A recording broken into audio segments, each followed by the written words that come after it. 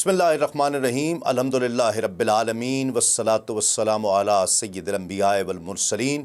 नाज़रीन किराम अस्सलामु अलैकुम व रहमतुल्लाहि व बरकातुहू। मैं हूँ तस्लीम अहमद साबरी और आप प्रोग्राम देख रहे हैं आदम से ख़ातम तक। नाज़रीन किराम, ताइफ के मार्के का इख्तिताम यूँ कह लीजिए कि बड़े ड्रामाई अंदाज में हुआ।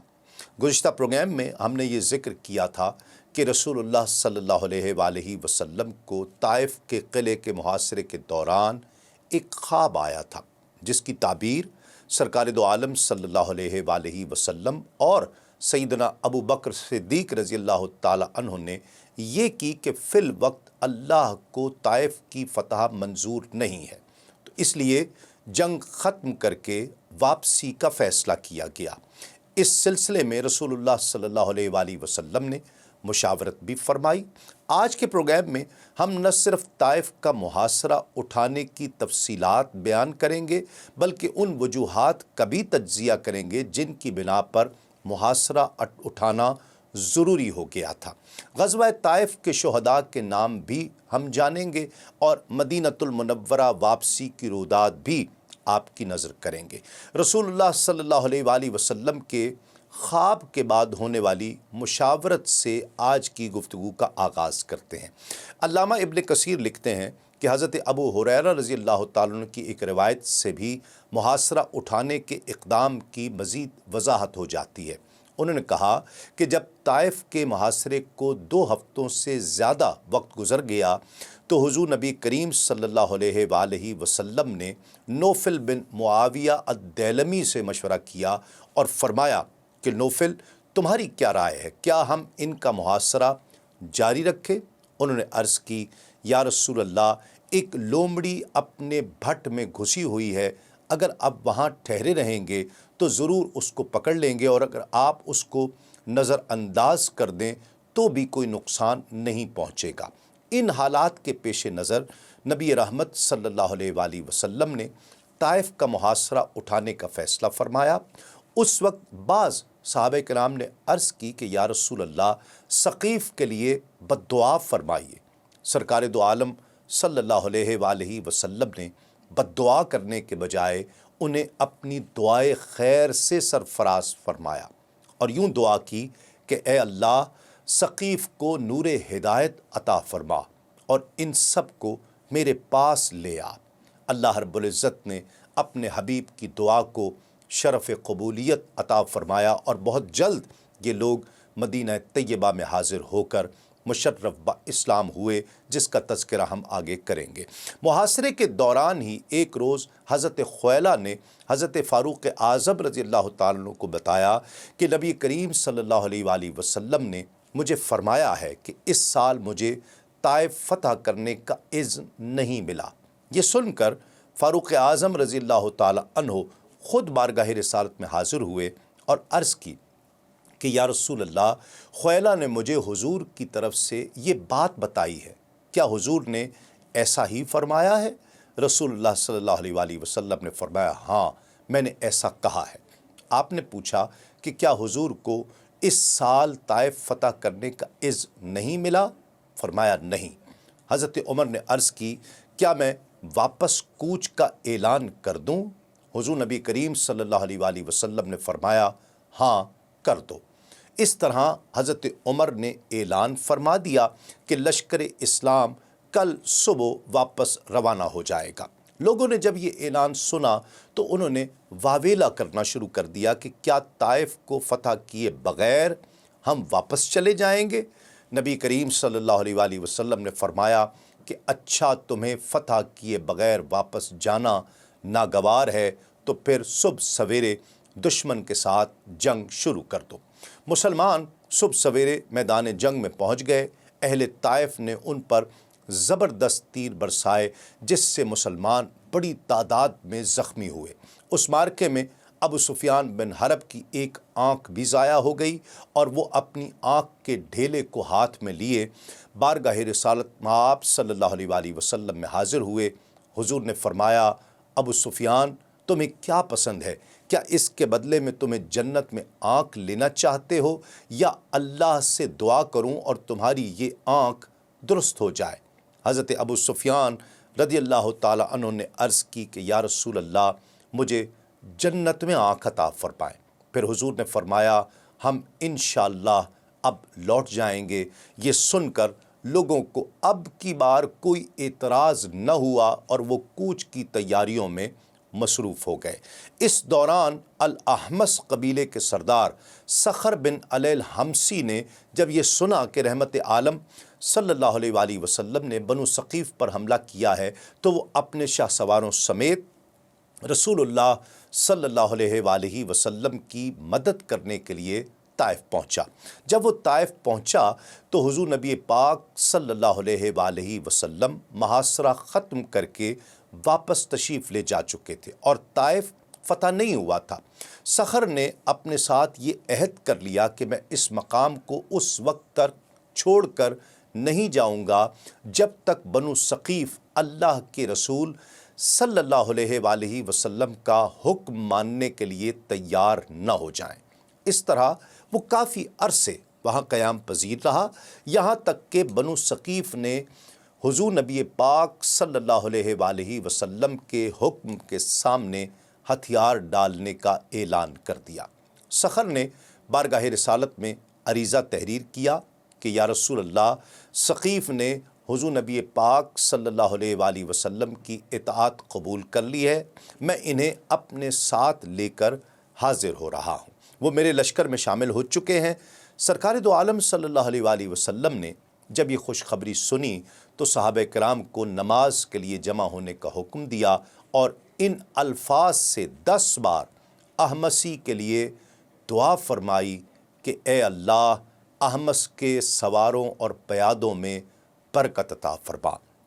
جب یہ لوگ بارگاہ رسالت میں آپ صلی اللہ علیہ وآلہ وسلم میں حاضر ہوئے تو رسول کریم صلی اللہ علیہ وآلہ وسلم کی وہ دعا بھی مستجاب ہو گئی کہ ان قریب بنو ثقیف خود میرے پاس آئیں گے۔ اس موقع پر حضرت مغیرہ بن شعبہ نے عرض کی کہ یا رسول اللہ صخر نے میری پھپھی کو اپنے قبضے میں لے رکھا ہے۔ سرکار دو عالم صلی اللہ علیہ وآلہ وسلم نے اسے طلب کیا اور اسے سمجھایا کہ صخر جب کوئی قوم اسلام قبول کر لیتی ہے تو ان کے خون اور مال محفوظ ہو جاتے ہیں، مغیرہ کی پھپھی اسے واپس کر دو۔ اس نے ارشاد نبی صلی اللہ علیہ وآلہ وسلم کی تعمیل کی۔ اسی صخر نے بارگاہ رسالت مآب میں عرض کی کہ بنو سلیم کا چشمہ مجھے عطا فرما دیا جائے، کیونکہ وہ اسلام سے دستبردار ہو کر یہاں سے بھاگ چکے ہیں اور اس چشمے کو چھوڑ گئے ہیں۔ مجھے اور میری قوم کو وہاں اقامت گزین ہونے کی اجازت عطا فرمائی جائے۔ حضور نبی کریم صلی اللہ علیہ وآلہ وسلم نے اجازت عطا فرمائی اور بعد میں بنو سلیم قبیلہ حضور نبی پاک صلی اللہ علیہ وآلہ وسلم کے پاس حاضر ہوا اور اسلام قبول کیا۔ ساتھ ہی اس نے یہ عرض کی کہ صخر کو حکم فرمائیے کہ وہ ہمارا چشمہ ہمیں واپس کر دے۔ حضور نے فرمایا صخر جب کوئی قوم اسلام قبول کر لیتی ہے تو ان کی جانیں اور مال محفوظ ہو جاتے ہیں، تم یہ چشمہ انہیں واپس کر دو۔ صخر نے تعمیل کرتے ہوئے چشمہ ان کے حوالے کر دیا۔ ناظرین کرام، امام ابو یوسف الصالحی نے ان اسباب پر روشنی ڈالی ہے جن کے باعث نبی کریم صلی اللہ علیہ وآلہ وسلم نے طائف کا محاصرہ اٹھانے کا فیصلہ فرمایا تھا۔ ایک تو یہ کہ طائف کے قلعے بہت مضبوط تھے، بنو ثقیف قبیلے کے لڑاکے بڑے بہادر تھے اور تیر اندازی میں اپنا کوئی ثانی نہیں رکھتے تھے۔ اس کے علاوہ انہوں نے سامان خورد و نوش اتنی وافر مقدار میں ذخیرہ کر رکھا تھا کہ وہ باہر سے کسی رسد کے ملے بغیر عرصہ دراز تک جنگ کا سلسلہ جاری رکھ سکتے تھے۔ ایک وجہ یہ بھی تھی کہ ماہ شوال ختم اور ماہ ذی قعد کا چاند طلوع ہونے والا تھا، جو حرمت والے مہینوں میں سے ایک ہے، جس میں اللہ رب العزت نے جنگ و قتال کو مسلمانوں کے لیے ممنوع قرار دے دیا ہے۔ اس لیے اس ماہ کے ہلال کے طلوع سے پہلے ہی طائف کے حصار کو ختم کرنا ضروری سمجھا گیا۔ اور پھر آخری وجہ امام ابو یوسف الصالحی نے یہ ذکر کی کہ مسلمانوں کو مدینہ طیبہ سے نکلے ہوئے 2 ماہ سے زیادہ عرصہ گزرنے والا تھا اب مجاہدین یہ خواہش کرنے لگے کہ انہیں اپنے وطن واپس جانے کی اجازت دی جائے۔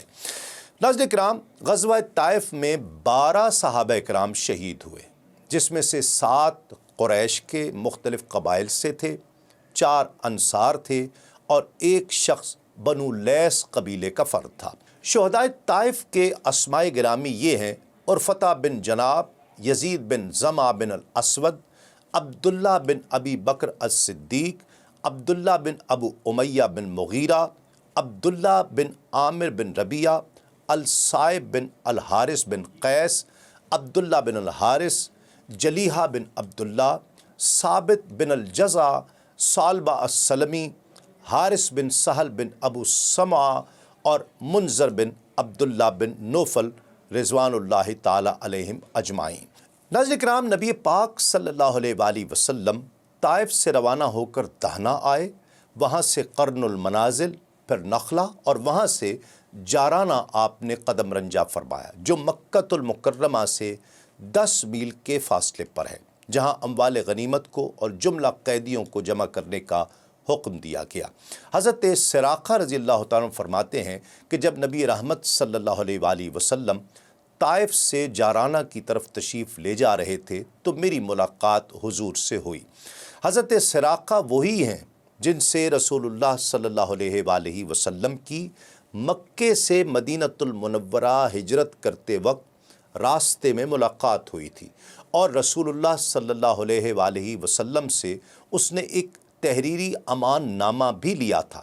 آپ فرماتے ہیں کہ میں مجمع کو چیرتا ہوا حضور نبی پاک صلی اللہ علیہ وآلہ وسلم کی خدمت میں حاضر ہوا۔ لوگ گروہ در گروہ حضور کے آگے آگے جا رہے تھے۔ میں انصار کے سواروں کے دستے میں کھڑا ہو گیا، وہاں نیزوں سے مجھے کچوکے دینے لگے، مجھے کہتے کہ سامنے سے ہٹ جاؤ، تم کون ہو؟ انہوں نے مجھے پہچانا نہیں۔ جب میں سرکار دو عالم صلی اللہ علیہ وآلہ وسلم کے قریب پہنچ گیا اور مجھے معلوم ہو گیا کہ یہاں سے حضور میری آواز سن سکتے ہیں، تو میں نے وہ گرامی نامہ جو سفر ہجرت میں سیدنا صدیق اکبر نے مجھے لکھ کر دیا تھا اپنی جیب سے نکالا اور اپنی 2 انگلیوں میں پکڑا اور اپنے اس ہاتھ کو بلند کرتے ہوئے آواز دی کہ یا رسول اللہ، میں جاشم کا بیٹا سراقہ ہوں، اور یہ ہے حضور کا گرامی نامہ جس میں میرے لیے حضور نے امان لکھی تھی۔ نبی کریم صلی اللہ علیہ وآلہ وسلم نے فرمایا، یہ دن وعدے کو پورا کرنے اور نیکی کرنے کا دن ہے، سراقہ کو میرے نزدیک کرو۔ صحابہ کرام نے مجھے حضور کے نزدیک جانے دیا۔ مجھے حضور نبی پاک صلی اللہ علیہ وآلہ وسلم کی پنڈلی مبارک نظر آنے لگی جو چمک رہی تھی۔ جب میں حضور کے قریب پہنچ گیا تو میں نے سلام عرض کیا۔ میں نے کوئی اور مطالبہ کرنے کے بجائے ایک شرعی مسئلہ پوچھا۔ میں نے عرض کی کہ یا رسول اللہ، جس حوض کو میں نے اپنے اونٹوں کو پانی پلانے کے لیے بھرا ہوا ہے، اگر کوئی بھاگا ہوا اونٹ اس حوض سے پانی پیے تو کیا مجھے اس کا اجر ملے گا؟ سرکار نے فرمایا، ہاں، ہر وہ جانور جس کا کلیجہ ہو اس کے پانی پینے سے تجھے ثواب ملے گا۔ سرکار دو عالم صلی اللہ علیہ وآلہ وسلم جب جارانہ پہنچ گئے تو حوازن کی طرف سے 14 آدمیوں کا ایک وفد خدمت اقدس میں حاضر ہوا۔ ان کا رئیس زہیر بن سرد تھا۔ ان میں حضور نبی پاک صلی اللہ علیہ وآلہ وسلم کا رضائی چچا ابو برقان بھی تھا۔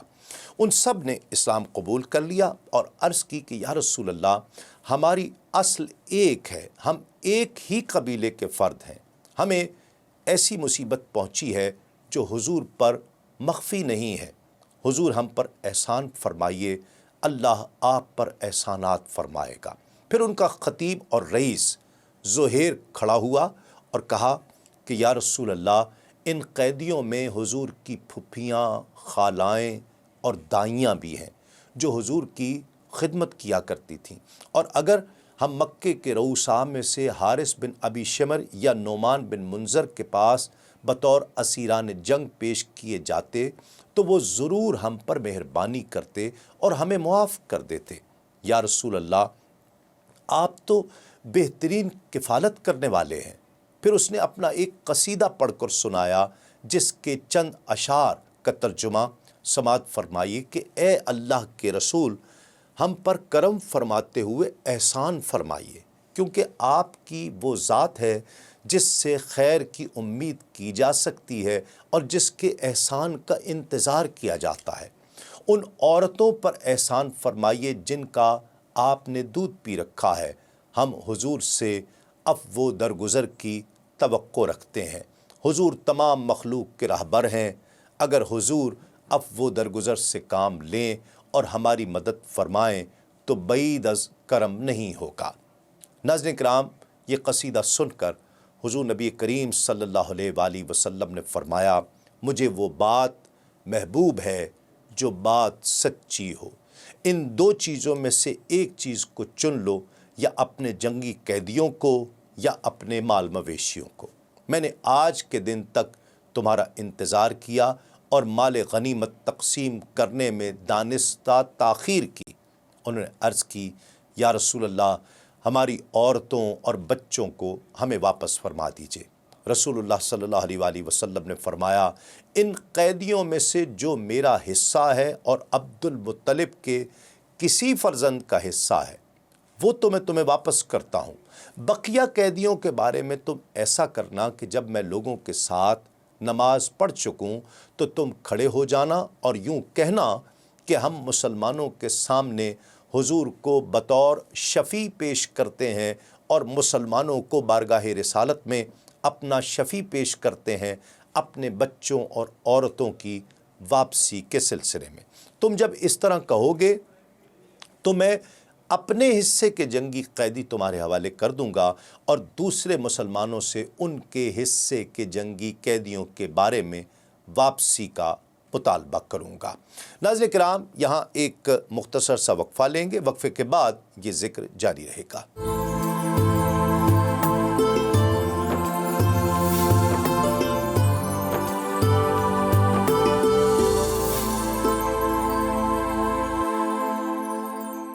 ناظرین کرام، خوش آمدید۔ آپ پروگرام دیکھ رہے ہیں آدم سے خاتم تک۔ نبی کریم صلی اللہ علیہ وآلہ وسلم نے فرمایا تھا کہ جب میں نماز پڑھ چکوں تو تم آ کر کھڑے ہو جانا اور اس طرح سوال کرنا۔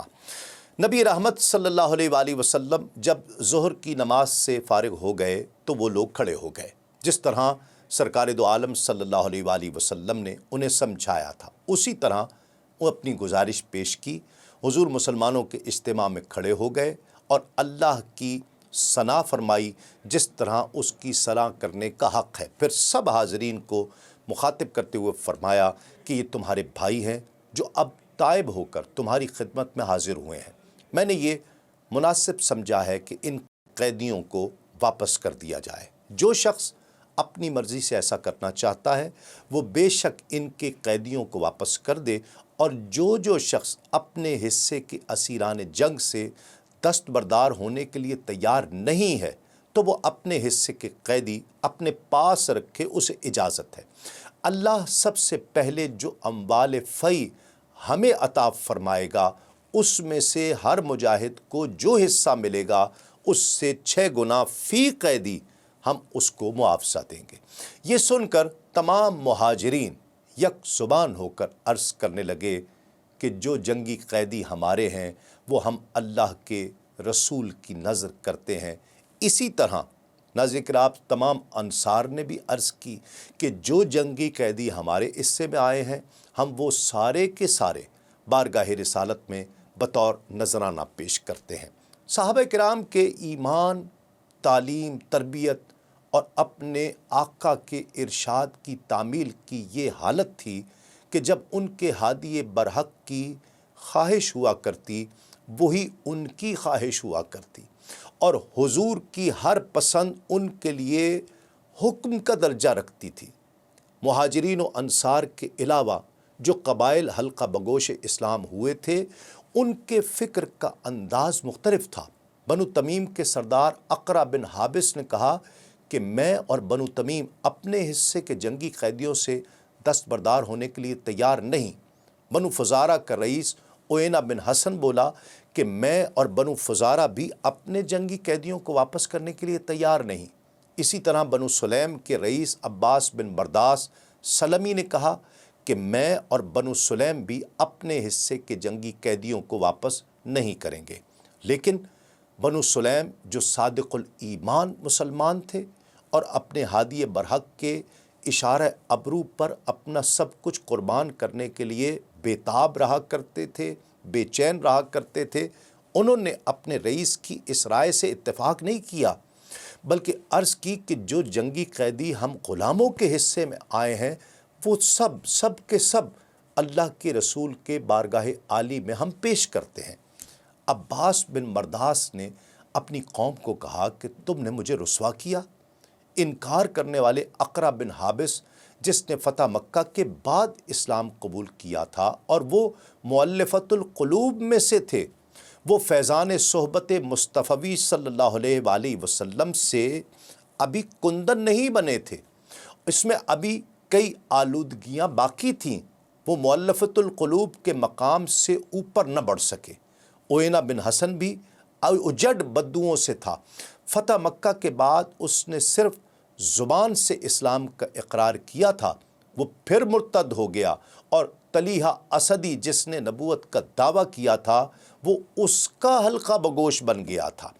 ناظرین کرام، اسیران جنگ کے تصفیے کے بعد حضور نبی کریم صلی اللہ علیہ وآلہ وسلم اپنی مبارک اونٹنی پر سوار ہوئے، لوگ حضور کے پیچھے پیچھے چل رہے تھے، بدو حضور کے پیچھے لپکے ہوئے کہہ رہے تھے کہ یا رسول اللہ ہمارے فے کو ہم پر تقسیم فرمائیے۔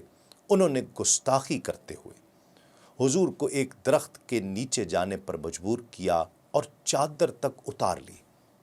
حضور نے فرمایا میری چادر تو مجھے واپس کرو، مجھے اس ذات کی قسم جس کے دست قدرت میں میری جان ہے، اگر میرے پاس تمہارے حصے کے اتنے اونٹ ہوتے جتنے تہامہ کے درخت ہیں تو ان سب کو میں تم پر تقسیم کر دیتا، اور اگر اتنے اونٹ ہوتے جتنے کانٹے ہیں تو میں انہیں بھی تقسیم کر دیتا۔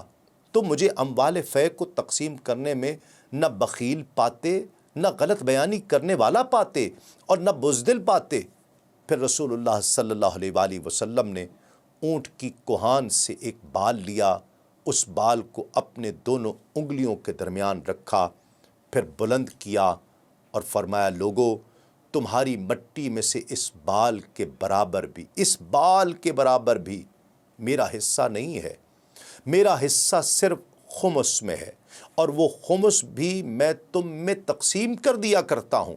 مال غنیمت سے اگر کسی نے کوئی دھاگا یا سوئی بھی ناحق لی ہے تو وہ واپس کر دو، کیونکہ مال غنیمت میں خیانت قیامت کے دن باعث سے جنگ و آر ہوگی، آتش جہنم کے عذاب کا سبب ہوگی اور بہت بڑا عیب ہوگی۔ ناظرین کرام، سرکار دو عالم صلی اللہ علیہ وآلہ وسلم کا یہ زہد تقوی کوئی استثنائی صورت نہیں تھا، بلکہ حضور کی تمام زندگی اسی زہد سے تقوی سے عبارت ہے۔ کئی مہینے گزر جاتے تھے اور رسول اللہ صلی اللہ علیہ وآلہ وسلم کے گھروں میں آگ تک نہیں جلتی تھی۔ حضرت عروہ بن زبیر رضی اللہ تعالی عنہ نے ام المومنین حضرت عائشہ صدیقہ رضی اللہ تعالی عنہ سے پوچھا تھا کہ خالہ جان آپ کی گزر بسر کیسے تھی؟ آپ نے فرمایا صرف کھجور اور پانی پر۔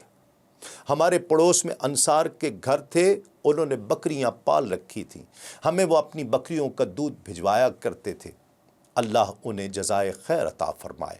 ایک اور حدیث پاک میں ام المومنین حضرت عائشہ صدیقہ رضی اللہ تعالی عنہ سے مروی ہے کہ آل محمد صلی اللہ علیہ وآلہ وسلم کو 3 دن لگاتار گندم کی روٹی میسر نہیں ہوتی تھی۔ حضور اگر چاہتے تو شاہانہ زندگی بسر کر سکتے تھے، لیکن حضور نبی پاک صلی اللہ علیہ وآلہ وسلم نے شاہانہ زندگی پر فقیرانہ زندگی کو ترجیح دی، لیکن آپ صلی اللہ علیہ وآلہ وسلم نے بندہ اور نبی ہونا پسند فرمایا اور بادشاہ اور نبی ہونے کو قبول نہیں فرمایا۔ جب مسلمانوں نے سرکار دو عالم صلی اللہ علیہ وآلہ وسلم کا یہ ارشاد پاک سنا کہ اگر کسی نے دھاگا یا سوئی کے برابر مال غنیمت سے ناحق لیا ہے تو وہ واپس کر دے، ایک انصاری آیا جس کے پاس बालों से बटा हुआ एक धागा था। उसने अर्ज़ की, या रसूल अल्लाह, मैंने माल गनीमत से धागा उठाया है ताकि अपने ज़ख्मी ऊँट को ढांपने के लिए एक कपड़ा बना सकूं। रसूलुल्लाह सल्लल्लाहु अलैहि वसल्लम ने फरमाया, इसमें जितना मेरा हक़ है वो मैं तुझे देता हूँ। उस आदमी ने वो धागा वापस कर दिया। अदल व इंसाफ का नादिर नमूना। नाज़रीन किराम, हज़रत अब्दुल्ला बिन अबू बकर रज़ियल्लाहु ताला अन्हुमा से मरवी है कि हुनैन के एक मुजाहिद ने ये बताया कि वो हुजूर के साथ साथ चल रहा था और मैं अपनी ऊँटनी पर सवार था।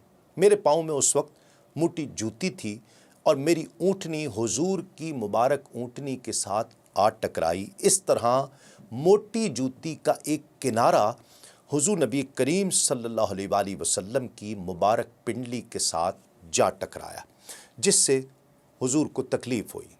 हुजूर के दस्ते मुबारक में एक छड़ी थी। आपने उससे फरमाया, मेरे पाँव पर मारा और फरमाया, तूने मुझे तकलीफ़ पहुँचाई है, मुझसे पीछे होकर चलो। कहते हैं मैं एक तरफ हो गया। दूसरे रोज़ हुजूर नबी करीम सल्लल्लाहु अलैहि वसल्लम ने मुझे तलाश करना शुरू कर दिया। कहते हैं जब मुझे पता चला, मैंने ये ख्याल किया कि कल मैंने हुजूर को अज़ियत पहुंचाई थी, उसके बारे में शायद हुजूर मुझे सरजनिश फरमाएंगे। मैं हाज़िर हो गया। मुझे तो ये अंदेशा था कि मुझे कल वाली गफलत पर सरजनिश की जाएगी, लेकिन हुजूर ने मेरी तवक्कुआत के बिल्कुल बरक्स फरमाया, कल तेरा पाँव मेरी पिंडली से टकराया था, जिससे मुझे अज़ियत पहुंची थी और मैंने छड़ी से तुम्हारे पाँव पर मारा था। अब मैंने तुम्हें इसलिए बुलाया है ताकि उस छड़ी मारने को तुम्हें मुआवजा अता करूं। और फिर हुजूर नबी करीम सल्लल्लाहु अलैहि वसल्लम ने वो कहते हैं कि मुझे 80 बकरियां उसके बदले में अता फरमाई। नाज़रीन किराम, इमाम इब्न हिशाम और इमाम हलबी लिखते हैं कि जिन लोगों के दिलों में दीन इस्लाम से उल्फत पैदा करने के लिए माले गनीमत में से कसीर हिस्सा दिया गया, उनकी 3 अक़साम हैं। पहली किस्म उन लोगों की थी जिनके दिलों में इस्लाम के बारे में बुग़्ज़ व इनाद की आग भड़क रही थी और उन्हें उनकी तवक्को से ज़्यादा जब माले गनीमत दिया गया तो उनके दिलों से इस्लाम के ख़िलाफ़ बुग़्ज़ व इनाद के जज्बात काफूर हो गए और उन्होंने सिद्क़े दिल से इस्लाम को कबूल कर लिया और उनके मुशर्रफ ब इस्लाम होने से इस्लाम और अहले इस्लाम को बड़ी तक़वियत हासिल हुई, जैसे सुफ़ान बिन उबैया। दूसरी किस्म ऐसे लोगों की थी जिन्होंने इस्लाम तो कबूल कर लिया था, लेकिन उन अम्वाल गनीमत के मिलने से उनका अक़ीदा मज़ीद पुख्ता हो गया। हुज़ूर नबी करीम सल्लल्लाहु अलैहि वसल्लम ने फरमाया, मैं बसा औक़ात एक शख्स को कसीर माल देता हूँ, हालांकि दूसरा शख्स मुझे उस शख्स से ज़्यादा अजीज़ होता है। मैं उसको इसलिए ज़्यादा देता हूँ ताकि वो फिर फिसल न जाए और उसे दोज़ख में ऊंधा करके न फेंक दिया जाए। और तीसरी किस्म उन लोगों की थी जिनके शर से अहले इस्लाम को बचाने के लिए उन्हें अम्वाल कसीरा दिए गए, जिस तरह ओयना बिन हसन, अब्बास बिन मरदास और अक़रा बिन हाबिस जैसे लोग।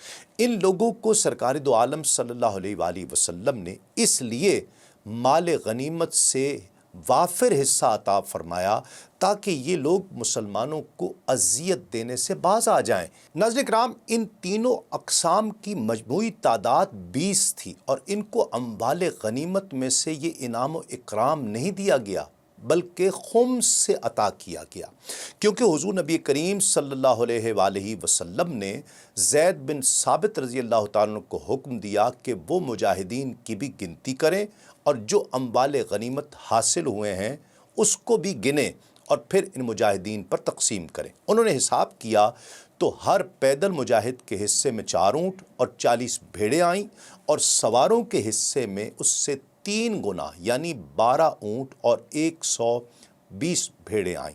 अगर किसी सवार के पास एक घोड़े के बजाय 2 घोड़े होते تو اسے بھی ایک گھوڑے کا ہی حصہ عطا کیا جاتا۔ سرکار دو عالم صلی اللہ علیہ وآلہ وسلم نے مال غنیمت سے جو خمس تھا، جو اللہ کے پیارے رسول صلی اللہ علیہ وآلہ وسلم کا اور ان کے اہل خانہ کا حصہ تھا، اس میں سے ان لوگوں کو فیاضانہ انعامات سے مالا مال فرمایا، اور جن لوگوں کو زیادہ حصہ دیا گیا ان میں سے ایک ابو سفیان بن حرب بھی تھے۔ ان کو 40 اوقیہ چاندی اور 100 اونٹ دیے گئے۔ حضرت ابو سفیان رضی اللہ تعالیٰ عنہ نے عرض کی کہ میرا بیٹا یزید بھی لشکر اسلام میں شامل تھا، اس کا حصہ؟ حضور نے اسے بھی 40 اوقیہ چاندی اور 100 اونٹ دیے گئے۔ ابو سفیان نے پھر عرض کی میرا بیٹا معاویہ، وہ بھی لشکر اسلام میں شامل تھا، اس کا حصہ؟ حضور نے اسے بھی 40 اوقیہ چاندی اور 100 اونٹ عطا فرمائے۔ جود و سخا کی یہ بارش دیکھ کر حضرت ابو سفیان عرض کرتے ہیں، اے اللہ کے پیارے رسول، میرے ماں باپ آپ پر قربان، بے شک حضور جنگ اور صلح دونوں حالتوں میں بڑے کریم ہیں۔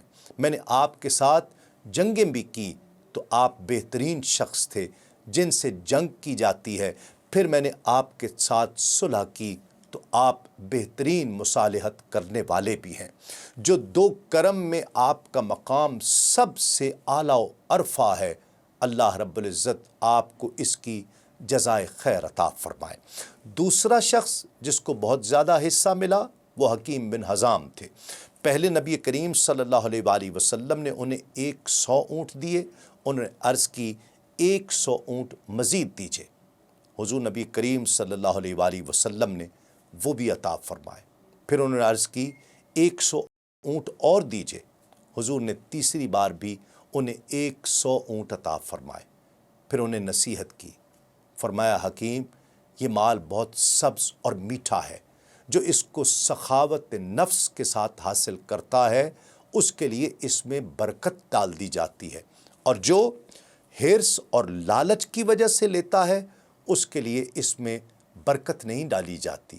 وہ اس آدمی کی طرح بن جاتا ہے جو کھاتا ہے لیکن سیر نہیں ہوتا۔ تاکہ حکیم سنو، اوپر والا یعنی دینے والا ہاتھ نیچے والے یعنی لینے والے ہاتھ سے بہت بہتر ہے۔ ان کلمات کا ناظرین کرام یہ اثر ہوا کہ حکیم بن حزام نے 100 اونٹ لے لیے اور باقی 200 واپس کر دیے، اور عرض کی، یا رسول اللہ، مجھے اس خدائے واحد کی قسم جس نے آپ کو حق کے ساتھ مبعوث فرمایا ہے، میں اس کے بعد حضور سے کوئی مطالبہ نہیں کروں گا، اور حضور کے بعد بھی کسی سے کچھ نہیں مانگوں گا یہاں تک کہ میں دنیا سے چلا جاؤں۔ سیدنا ابو بکر صدیق رضی اللہ تعالی عنہ جب صحابہ کرام میں عطیات تقسیم کرتے تو حضرت حکیم بن حزام رضی اللہ تعالی عنہ کو بھی بلاتے کہ اپنا حصہ لے جاؤ، لیکن وہ ہمیشہ قبول کرنے سے معذرت کرتے۔ اسی طرح حضرت فاروق اعظم رضی اللہ تعالیٰ عنہ بھی اپنے عہد خلافت میں انہیں بلاتے رہے تاکہ مال فیض سے وہ اپنا حصہ لیں، پھر بھی آپ رضی اللہ تعالیٰ عنہ نے اپنا حصہ لینے سے انکار کیا۔ سیدنا عمر فاروق رضی اللہ تعالیٰ عنہ نے فرمایا کہ مال فیض سے اللہ رب العزت نے ان کو جو حصہ دیا ہے میں نے انہیں پیش کیا ہے، لیکن انہوں نے لینے سے انکار کر دیا۔ حضرت حکیم نے کبھی کسی شخص سے کوئی چیز نہیں مانگی، یہاں تک کہ وہ دنیا فانی سے عالم آخرت کو تشریف لے گئے۔ جن لوگوں کو 100 اونٹ دیے گئے ان کے نام یہ ہیں: ندیر بن حارث بن کلدہ، علا بن حارثہ الثقفی، حارث بن ہشام، حاتب بن عبد العزا، القمہ بن علاسہ، جبیر بن مطعم، سہیل بن عمرو اور صفوان بن امیہ۔ اس شخص پر حضور نبی کریم صلی اللہ علیہ وآلہ وسلم کا ابر جود و کرم اس طرح برسا کہ وہ یہ کہنے پر مجبور ہو گئے، حضور حنین کے اموال غنیمت سے مجھے دیتے گئے، یہاں تک کہ ذات پاک مصطفیٰ صلی اللہ علیہ وآلہ وسلم جو میرے نزدیک اللہ کی تمام مخلوق سے زیادہ مبغوث تھے، اب وہ سب سے زیادہ محبوب ہو گئے۔ اقرا بن حابس التمیمی بھی ان لوگوں میں سے ہیں جنہیں اصحاب المعین کہا جاتا ہے، یعنی وہ لوگ جنہیں 100 اونٹ عطا کیے گئے۔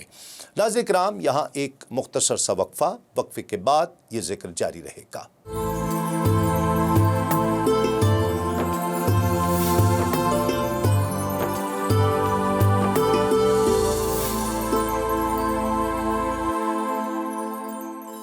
ناظرین کرام، خوش آمدید، آپ پروگرام دیکھ رہے ہیں آدم سے خاتم تک۔ امام حلبی لکھتے ہیں کہ نبی کریم صلی اللہ علیہ وآلہ وسلم نے عباس بن مرداس کو 100 اونٹ سے کم عطا فرمائے، تو اس نے ایسے اشعار نظم کیے جس میں کم اونٹ ملنے پر شکوہ و شکایت کی تھی۔ اللہ کے کریم نبی صلی اللہ علیہ وآلہ وسلم نے فرمایا کہ اس کی زبان کاٹ دو، یعنی مال دے کر اس کا منہ بند کر دو۔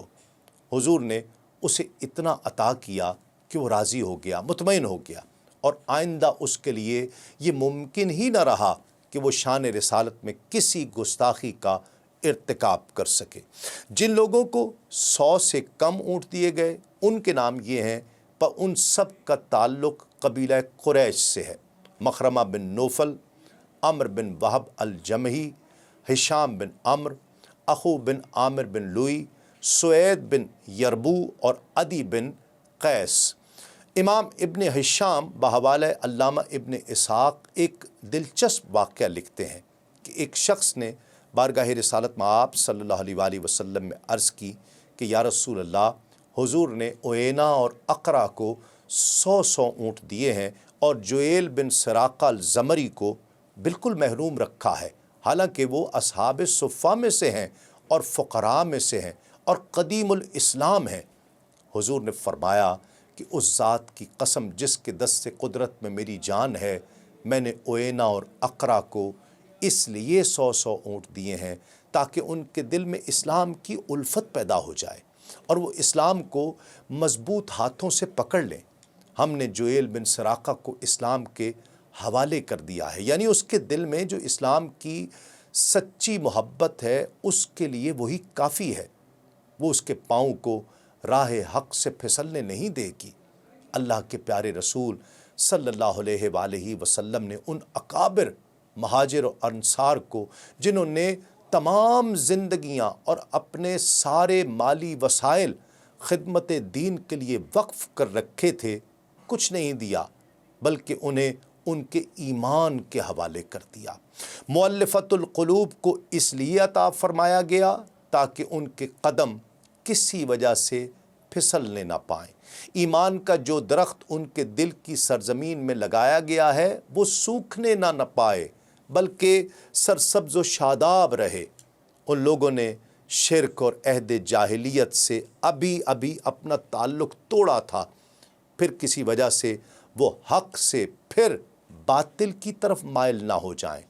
ان خطرات سے بچانے کے لیے رحمت عالم صلی اللہ علیہ وآلہ وسلم نے ان پر مال و دولت کی وہ بارش فرمائی کہ ان کے ایمان کی جڑیں گہری ہو گئیں۔ اس کے بعد کوئی طوفان انہیں اپنی جگہ سے جنبش نہیں دے سکا۔ ناظرین کرام، امام ابن اسحاق لکھتے ہیں کہ جب سرکار دو عالم صلی اللہ علیہ وآلہ وسلم نے ان ضعیف الایمان لوگوں پر اپنے جود و کرم کی بارش فرمائی اور انہیں سینکڑوں اور ہزاروں بھیڑ بکریوں کا مالک بنا دیا، تو انصار میں سے بعض لوگوں کی زبان سے یہ نکلا کہ اللہ رب العزت اپنے رسول صلی اللہ علیہ وآلہ وسلم سے درگزر فرمائے کہ حضور قریش کو تو فیاضی سے اموال دے رہے ہیں اور ہمیں محروم چھوڑ رہے ہیں، حالانکہ ہماری تلواروں سے ابھی تک ان دشمنان اسلام کے خون کے قطرے ٹپک رہے ہیں۔ وہ اب مال غنیمت سے لدے واپس جا رہے ہیں۔ جب شدت و امتحان کا موقع آتا ہے تو ہمیں بلایا جاتا ہے اور مال غنیمت غیروں کو بخشا جاتا ہے۔ انصار میں سے ایک آدمی نے اپنے دوستوں کو کہا کہ بخدا میں تمہیں بتایا نہیں کرتا تھا کہ اگر حضور کے حالات درست ہو جائیں تو وہ اپنے قبیلے کو تم پر ترجیح دیں گے۔ یہ بات سن کر انصار کے غصے کی انتہا نہ رہی اور اسے بری طرح جھڑکا کہ ایسی باتیں کرتے ہوئے تمہیں شرم نہیں آتی؟ ایک مرتبہ سعد بن معاذ رضی اللہ تعالیٰ عنہ بارگاہ رسالت میں آپ صلی اللہ علیہ وآلہ وسلم میں حاضر ہوئے اور عرض کی کہ یا رسول اللہ، انصار کا یہ قبیلہ دل ہی دل میں بہت ناراض ہے۔ حضور نے پوچھا کہ کس بات پر؟ حضرت سعد نے عرض کی کہ اس لیے کہ حضور نے سارے مال غنیمت کو اپنی قوم میں اور دوسرے عربوں میں تقسیم کر دیا ہے اور انہیں کچھ نہیں دیا۔ حضور نبی کریم صلی اللہ علیہ وآلہ وسلم نے فرمایا سعد، تمہارا کیا خیال ہے؟ انہوں نے عرض کی کہ میں اپنی قوم کا ایک فرد ہوں، جو ان کا خیال ہے وہ میرا خیال ہے۔ رحمت عالم صلی اللہ علیہ وآلہ وسلم نے فرمایا سعد جاؤ اور اپنی ساری قوم کو اس چھپر کے نیچے جمع کرو، اور جب سارے جمع ہو جائیں تو مجھے بتاؤ۔ انصار اس چھپر کے نیچے جمع ہو گئے، یہاں تک کہ وہ بھر گیا اور انہوں نے کسی غیر کو وہاں شامل نہ ہونے دیا۔ جب سارے جمع ہو گئے تو حضرت سعد نے عرض کی کہ یا رسول اللہ، سارے انصار حضور کے حکم کے مطابق اکٹھے ہو گئے ہیں۔ حضور نبی کریم صلی اللہ علیہ وآلہ وسلم ان کے پاس تشریف لے گئے۔ پہلے رسول اللہ صلی اللہ علیہ وآلہ وسلم نے اللہ رب العزت کی حمد و ثنا بیان کی، جس طرح اس کی شان کے شانہ شایع ہے۔ پھر فرمایا کہ اے گروہ انصار، یہ کیا بات ہے جو تمہاری طرف سے مجھے پہنچی ہے؟ یہ کیا ناراضگی ہے جو تم اپنے دلوں میں محسوس کر رہے ہو؟ پھر فرمایا کیا ایسا نہیں کہ میں جب تمہارے پاس آیا تھا تو تم گمراہ تھے، تو اللہ رب العزت نے تمہیں میرے ذریعے ہدایت عطا فرمائی۔ جب میں آیا تو تم مفلس اور تنگ دست تھے، اللہ نے میری وجہ سے تمہیں غنی فرما دیا۔ تم ایک دوسرے کے دشمن تھے، اللہ نے تمہارے دلوں میں آپس میں باہمی الفت پیدا کر دی۔ سب نے عرض کی اللہ اور اس کا رسول سب سے زیادہ احسان کرنے والے ہیں اور بزرگ و برتر ہیں۔ پھر رحمت عالم صلی اللہ علیہ وآلہ وسلم نے ارشاد فرمایا کہ میری ان باتوں کا تم جواب کیوں نہیں دیتے؟ انہوں نے عرض کی کہ یا رسول اللہ، ہم حضور کے ارشادات کا کیا جواب دیں؟ سارا احسان اور فضل و کرم تو اللہ کے لیے اور اس کے رسول کے لیے ہے۔ حضور نے فرمایا بخدا اگر تم چاہتے تو یہ جواب دیتے تو تمہارا یہ جواب سچا ہوتا اور سب اس کی تصدیق کرتے۔ حضور جب ہمارے پاس تشریف لائے تو حضور کو جھٹلایا جاتا تھا، ہم نے حضور کی تصدیق کی۔ آپ کا کوئی معاون نہیں تھا، ہم نے آپ کی مدد کی۔ آپ کو اپنے شہر سے نکال دیا گیا تھا، ہم نے حضور کو پناہ دی۔ اس وقت حضور تنگ دست تھے، ہم نے آپ کی مالی امداد کی۔ پھر حضور نے فرمایا تم دنیا کی ایک معمولی چیز کے لیے اپنے دلوں میں مجھ پر ناراض ہو گئے، حالانکہ میں نے ان لوگوں کو اس انعام و اکرام سے اس لیے نوازا کہ ان کے دلوں میں اسلام کی الفت پیدا ہو جائے اور وہ اسلام قبول کر لیں، اور میں نے تمہیں تمہارے اسلام کے سپرد کر دیا۔ اے انصار والو، تم اس بات پر راضی نہیں ہو کہ لوگ تو بکریاں اور اونٹ لے کر اپنے گھروں کو جائیں، اور تم اللہ کے پیارے رسول کو اپنے ساتھ اپنے گھروں میں لے کر جاؤ۔ اس ذات کی قسم جس کے دست قدرت میں میری جان ہے، جو نعمت عظمیٰ تم لے کر لوٹ رہے ہو وہ بدر جہاں بہتر ہے ان چیزوں سے جو وہ لے کر جا رہے ہیں۔ اگر ہجرت کا معاملہ نہ ہوتا تو میں قوم انصار کا ہی ایک فرد ہوتا۔ دوسرے لوگ اگر ایک گھاٹی اور وادی میں چلتے اور انصار دوسری گھاٹی اور وادی میں چلتے تو میں اس وادی میں چلتا جس وادی اور گھاٹی میں انصار چلتے۔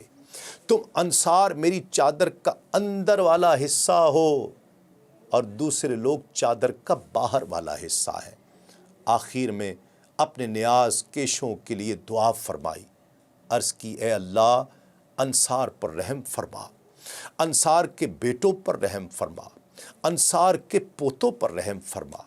حضور کے دلوں میں اتر جانے والے ان کلمات طیبات نے انصار کے دن کی دنیا بدل کر رکھ دی، اور وہ زار و قطار رونے لگے، آنسوؤں کا می برسنے لگا، یہاں تک کہ ان کی داڑیاں تر ہو گئیں، اور سب نے یک زبان ہو کر عرض کی، یا رسول اللہ، ہم اللہ کو اپنا رب مان کر راضی ہو گئے ہیں، اور اللہ کے رسول نے جو تقسیم فرمائی ہے اور حصہ جو ہمیں عطا فرمایا ہے، ہم اس پر راضی ہیں، ہم اس پر مطمئن ہیں۔ پھر اس کے بعد رسول اللہ صلی اللہ علیہ وآلہ وسلم واپس تشریف لائے اور انصار اپنی قیام گاہوں میں واپس چلے گئے۔ ناظرین کرام، حنین اور طائف کے معرکوں کے تفصیلی ذکر کے ساتھ ہی پروگرام کا وقت آج ختم ہوا چاہتا ہے۔ اگلے پروگرام میں غزوہ حنین کے بعد پیش آنے والے 8ویں سنہ ہجری کے دیگر اہم واقعات اور سیرت طیبہ کی مزید تفصیلات کے ساتھ دوبارہ حاضر خدمت ہوں گے۔ دیکھتے رہیے آدم سے خاتم تک صرف سن نیوز پر۔ تسلیم احمد صابری کو اجازت دیجیے۔ السلام علیکم۔ تسلیمات۔